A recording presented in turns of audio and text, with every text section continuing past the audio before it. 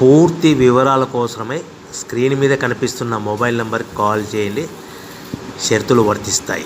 So మీరు చూస్తున్న ఈ machine semi automatic hydraulic full sheet joint sheet buffet plate making machine.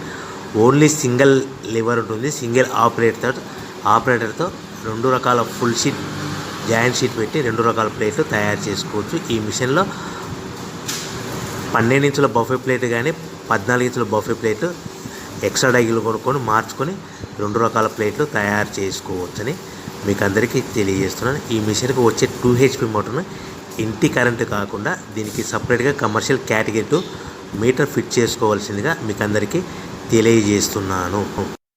ఈ full షీట్ను మిషన్లో ఈ విధంగా పెట్టి లివర్ని గేర్ని ముందుకు ప్రెస్ చేస్తే డై కిందికి వస్తుంది.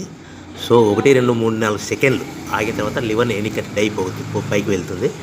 ఈ విధంగా ఫుల్ షీట్ పెడితే జాయింట్ షీట్ పెడితే 2 రకాల ప్లేట్లు ఈ విధంగా తయారవుతాయి. సో మనకు ఓన్లీ సింగిల్ గేరు సింగిల్ ఆపరేటర్తో మనం ఈ విధంగా షీట్ పెట్టి గేర్ని మళ్ళీ ముందుకు ప్రెస్ చేస్తే డై కిందికి వస్తుంది. 1 2 3 4 సెకండ్లు ఆగిన తర్వాత అదే లివర్ని వెనక్కి అంటే డై పైకి వెళ్తుంది. ఈ విధంగా ఫుల్ షీట్ పెట్టడం వల్ల 2 రకాల ప్లేట్లు తయారవుతాయి. సో ఈ మిషన్లో మనము గంటకి చేసే ఆపరేటర్ మీద ఆధారపడి ఉంటుంది. గంటకి 500 ప్లేట్ల నుంచి 1000 ప్లేట్ల వరకు తయారు చేసుకోవచ్చు.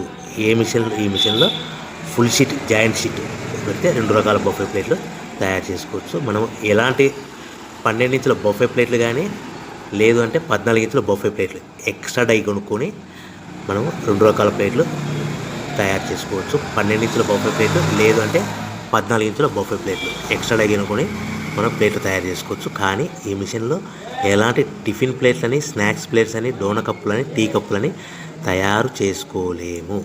కేవలము బఫే ప్లేట్లు తయారు చేసుకోవచ్చని మీకు అందరికీ సలహా ఇస్తున్నాను.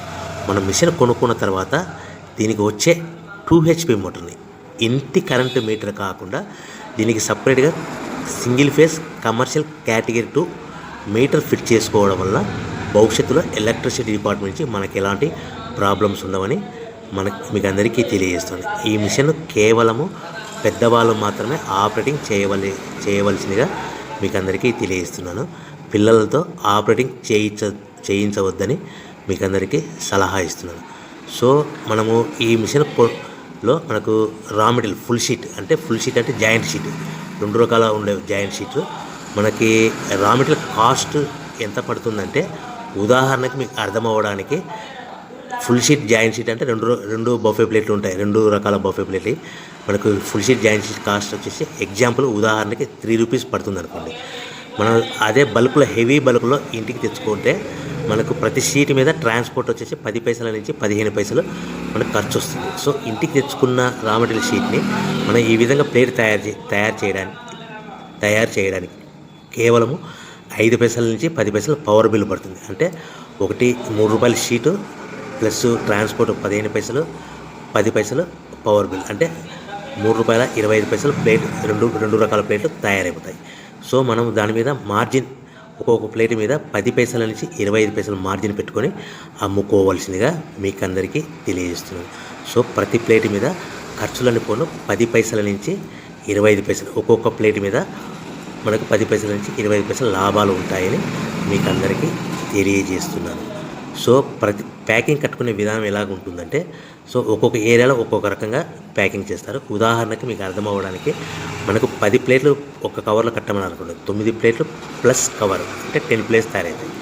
సో 20 ప్లేట్లు కట్టమని అనుకోండి, ఒక్కొక్క ఏరియాలో 18 ప్లేట్లు లేదంటే 19 ప్లేట్లు ప్లస్ కవర్ ఈ విధంగా 20 ప్లేట్లు.